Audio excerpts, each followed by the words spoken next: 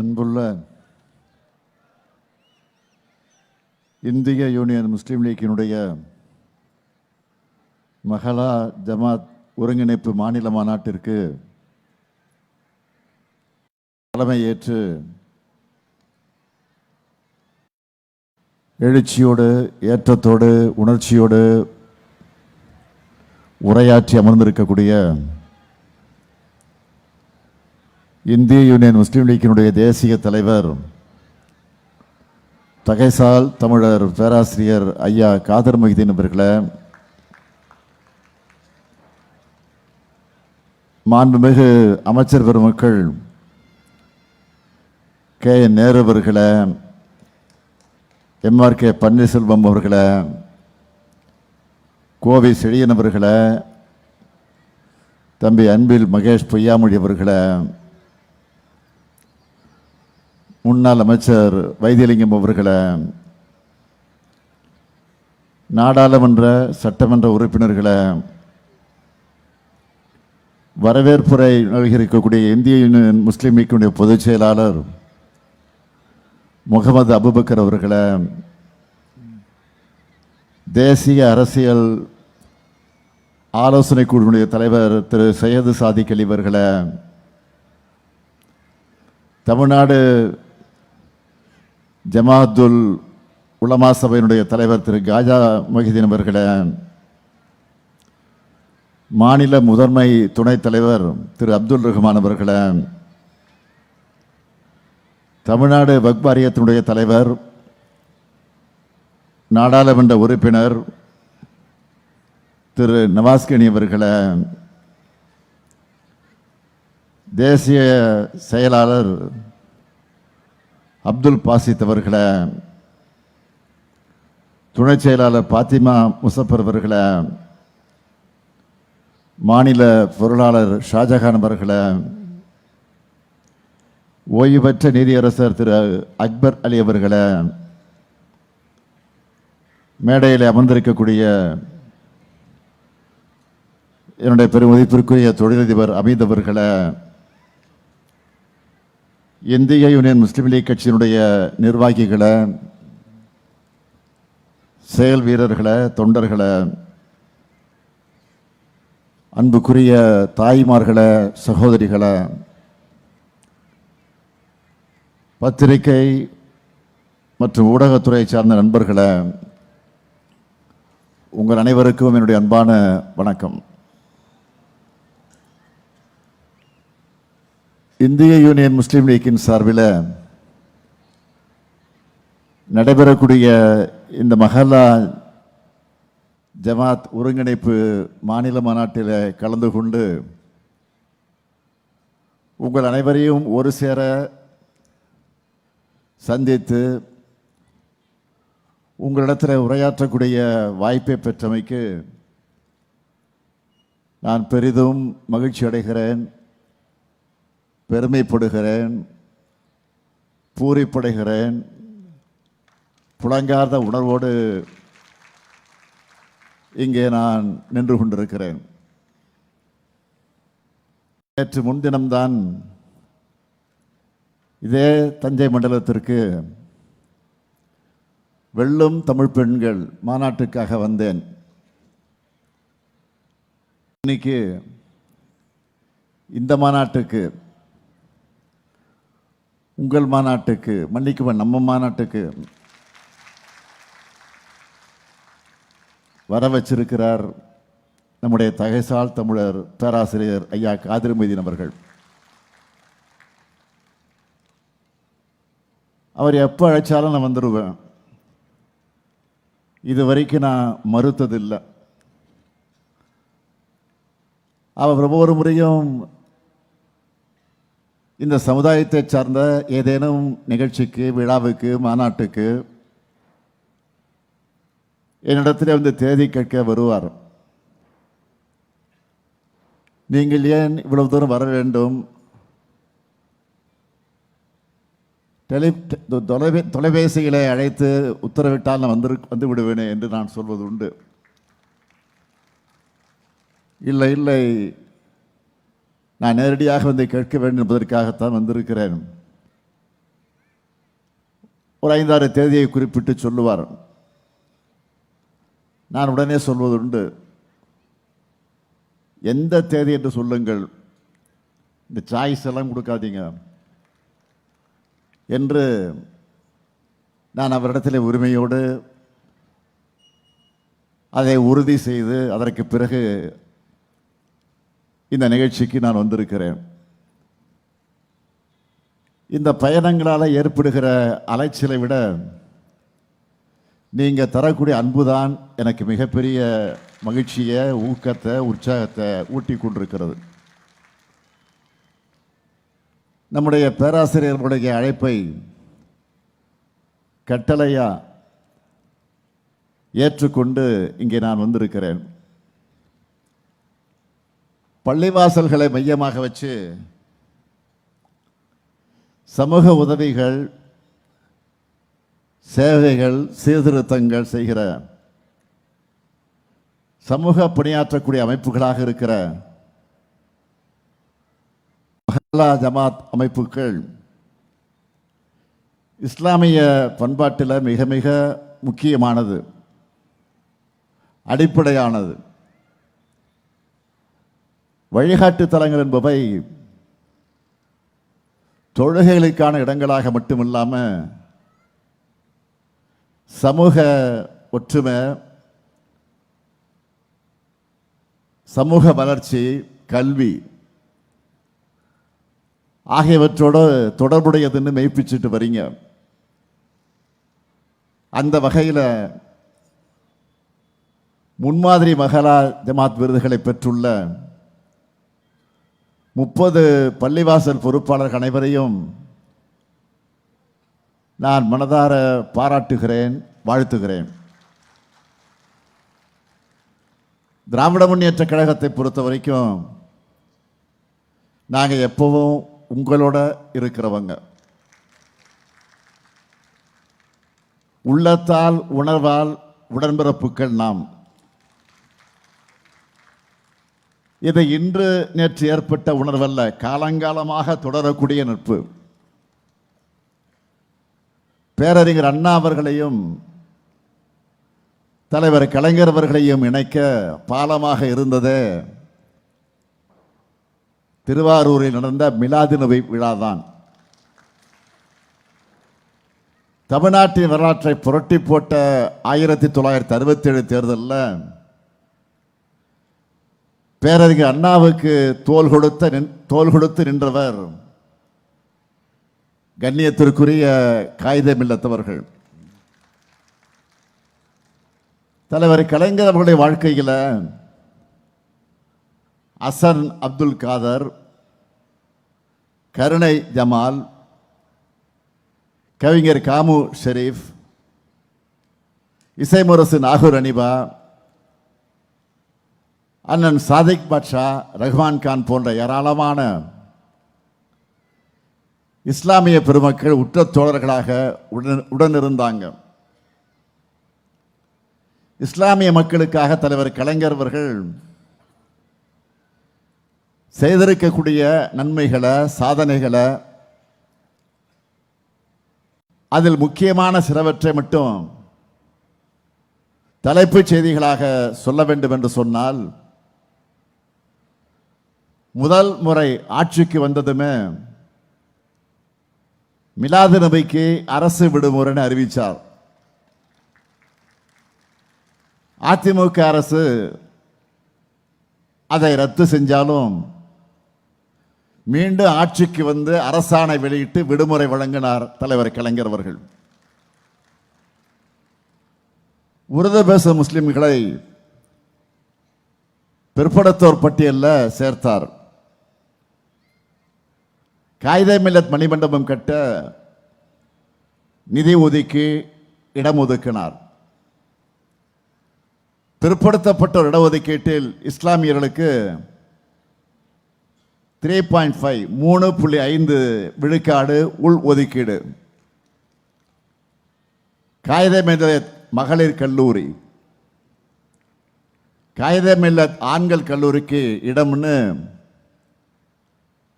கலைஞர் செஞ்சதையெல்லாம் பட்டியலிட்டா இன்னைக்கு முழுக்க நான் சொல்லிக்கிட்டே இருக்கணும். தலைவர் கலைஞர் அவர்கள் இஸ்லாமியர்கள் வேறு தான் வேறு என்று ஒருபோதும் நினைத்தது கிடையாது. அதனால தான் இஸ்லாமிய சமூகத்தினர் நன்றி தெரிவிக்கும் விழா நடத்தினப்போ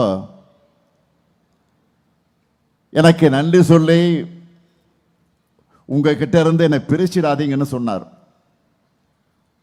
கலைஞர் சொன்ன அதே உணர்வோடு தான், அதே வழிநடத்தத்தான் இந்த ஸ்டாலினும் திராவிட மாடல் ஆட்சியும் செயல்பட்டு கொண்டிருக்கிறோம். நேரத்தின் அருமையை கருதி இந்த 5 ஆண்டுகளில் இஸ்லாமிய மக்களுக்கு செயல்படுத்தப்பட்டு வரக்கூடிய திட்டங்களில் சில முத்தாய்ப்பான சிலவற்றை மட்டும் நான் சொல்ல விரும்புகிறேன். ஹஜ் புனித பயணத்தை மேற்கொள்ளக்கூடிய இஸ்லாமியர்களுக்காக தமிழ்நாடு ஹஜ் இல்லம் கட்ட அடிக்கல் நாட்டியிருக்கிறோம். 2024ஆம் ஆண்டு முதல் தமிழ்நாடு மாநில ஹஜ் குழுவுக்கு ஆண்டு நிர்வாக மானியம் 80 லட்சம் ரூபாயாக உயர்த்தி இருக்கிறோம். கடந்த 4 ஆண்டுகளில் 24 கோடி 56 லட்சம் ரூபாய் மானியமாக வழங்கி தமிழ்நாட்டிலிருந்து 11,364 ஹஜ் பயணிகள் புனித பயணம் மேற்கொண்டிருக்காங்க. தமிழ்நாடு சிறுபான்மையினர் பொருளாதார மேம்பாட்டுக் கழகத்தின் மூலமாக 31,625 பயனாளிகளுக்கு 207 கோடி ரூபாயில் கடன்கள் வழங்கப்பட்டிருக்கு. ஒன்றிய அரசு சிறுபான்மையின மாணவ மாணவியருக்கு வழங்கி வந்த கல்வி உதவித்தொகையை ஸ்டாப் பண்ணிடுச்சு, நிறுத்திடுச்சு. அதனால இந்த ஆண்டு 1 முதல் 8ஆம் வகுப்பு வரை அரசு மற்றும் அரசு உதவி பெறக்கூடிய பள்ளிகளில் படிக்கிற 1,01,159 முஸ்லிம் மாணவிகளுக்கு 1000 ரூபாய் கல்வி உதவித்தொகை தமிழ்நாடு அரசே வழங்கியிருக்கிறது. தொன்மையான பள்ளிவாசல்கள்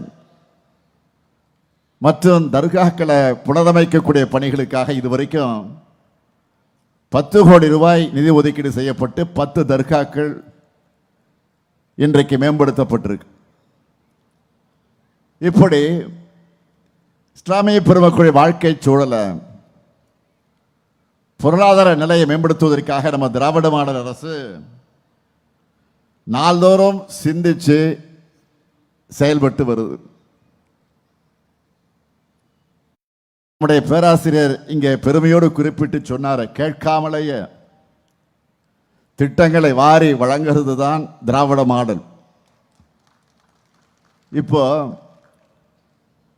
இந்த மாநாட்டில் தீர்மானங்களை நிறைவேற்றியிருக்கீங்க. நான் இந்த மாநாட்டுக்கு வருவதற்கு முன்பே நேற்றைக்கு இந்த மாநாட்டு தீர்மானங்களை மணிச்சுடர் பத்திரிகையில் படிச்சுட்டு தான் இந்த மேடைக்கு வந்திருக்கிறேன்.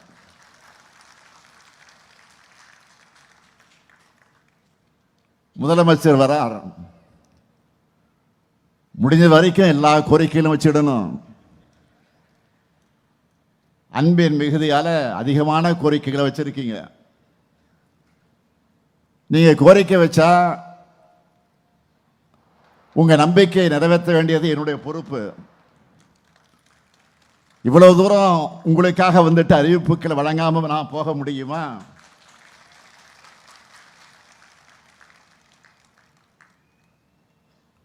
அது ஆயிரக்கணக்கானரை இங்கே கூட்டி வச்சு இந்த கோரிக்கைகளை எடுத்து வைக்கிற நேரத்தில்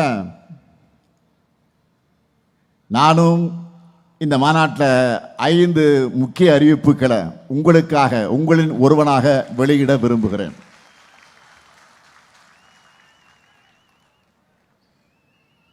முதலாவது அறிவிப்பு, தமிழ்நாடு வக்ஃப் வாரியத்தில் பதிவு பெற்றுள்ள 1537 உலமாக்களுக்கு 3000 ரூபாய் ஓய்வூதியமும் 44 உறுப்பினர்களுக்கு குடும்ப ஓய்வூதியம் 1500 ரூபாயும் இப்போ வழங்கப்படுது. இனி 5000 ரூபாய் ஓய்வூதியமாக 2500 ரூபாய் குடும்ப ஓய்வூதியமாக உயர்த்தி வழங்கப்படும். இரண்டாவது அறிவிப்பு, உலமாக்கல் நல வாரியத்தில் 15060 உலமாக்கள் இருக்காங்க.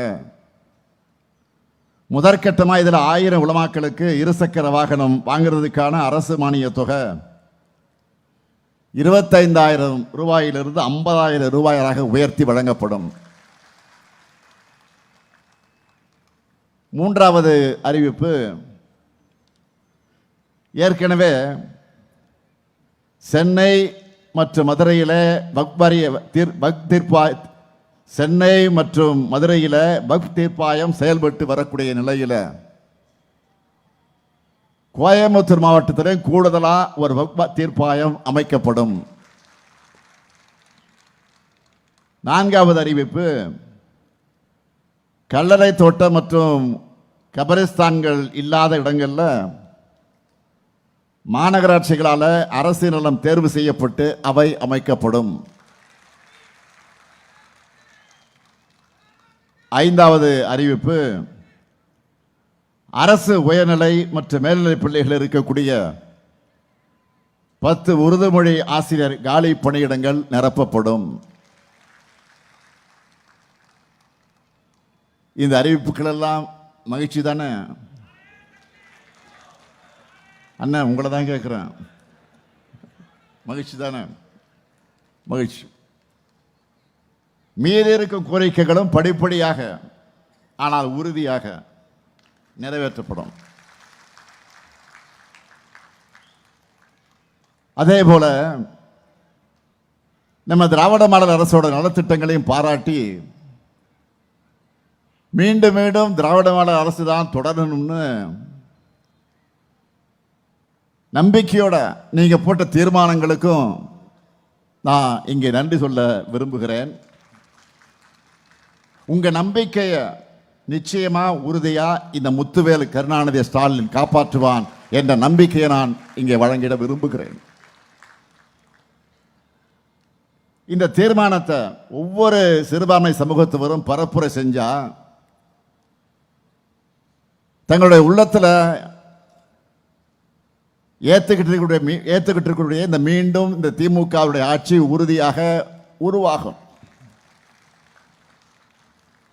இன்னைக்கு நாடு எப்படிப்பட்ட சூழல் இருக்குதுன்னு நான் அதிகம் உங்களுக்கு விளக்க வேண்டிய அவசியம் இல்லை. அதில் இஸ்லாமிய மக்களான நீங்க எப்படிப்பட்ட அச்சுறுத்தலை எதிர்கொள்றீங்கன்னு உலகத்துக்கே தெரியும். இப்படிப்பட்ட நிலையில நான் உறுதியோடு சொல்றேன், இஸ்லாமியர்களுக்கு பாதுகாப்பான மாநிலமாக இன்றைக்கு இருக்கக்கூடிய ஒரே மாநிலம் தமிழ்நாடு தான். அதுக்கு காரணம் திராவிட முன்னேற்ற கழகம். திமுக தான் சிறுபான்மையின மக்களை காக்கக்கூடிய காவல் அரண். அதனாலதான் உங்க உணவு அரசியல், கும்பல் வன்முறை போன்றவை இன்றைக்கு தலையெடுக்காம இருக்கு. இந்த அமைதி சூழல் சிலருடைய கண்களை உறுத்துது. தமிழ்நாட்டில் எப்படியாவது குழப்பம் ஏற்படுத்தலாமான்னு அவங்க போடுற ராஜதந்திரங்கள் எல்லாம் வீணாகிட்டு இருக்கு. அதனால தங்களுக்கேற்ற அடிமைகளாக இருக்கிறாங்களே இடி, சிபிஐ, ஐடி